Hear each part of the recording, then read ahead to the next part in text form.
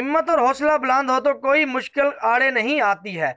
ऐसी ही एक मिसाल है व्याड़ी की एक बाहिम्मत बेटी की। चक नंबर 37 WB की बस्ती रजा कॉलोनी की रिहायशी भट्टा मजदूर याकूब की बेटी अनीता, जो कि पैदाइशी तौर पर दोनों बाजों से मजदूर है, लेकिन इसने कभी अपनी मजदूरी को मजबूरी नहीं बनने दिया है। पढ़ लिख के कुछ ना कुछ करूं, और ये जो 81 और 71 पर मैसेज किया जा रहा है, इससे भी हमें कोई इमदाद नहीं मिली, और सब लोगों को मिल रही है लेकिन हमें कुछ भी नहीं मिला है। हालांकि हम लोग गरीब भी हैं और हम इतना अमीर भी नहीं हैं, लेकिन फिर भी हमें कुछ भी नहीं दिया गया हुकूमत की तरफ से। और मुझे उम्मीद है कि इमरान खान मेरा सहारा बनेंगे और मुझे जॉब भी देंगे। ये बाहिम्मत बेटी लिखने से लेकर खाने पीने के सब काम अपने पाँव से करती है।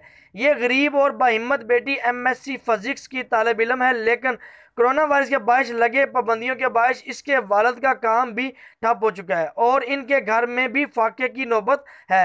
ये बाहिम्मत बेटी अपने बहन और वालदा के साथ मिलकर कपड़े सिलाई करके अपने ख़ानदान की मदद करने में किरदार अदा कर रही है और हुकूमती तवज्जो की मुंतज़िर भी है। अनीता का कहना है कि वज़ीर आज़म पाकिस्तान के एहसास प्रोग्राम से कुछ नहीं मिला है, ना ही कोई मुखीर हजरात इनकी मदद को आए हैं, और वो किसी से इमदाद लेने की बजाय हुकूमत से सरकारी नौकरी की ख्वाहिशमंद है ताकि बाइज़्ज़त तरीक़ा से रोज़गार कमा सके।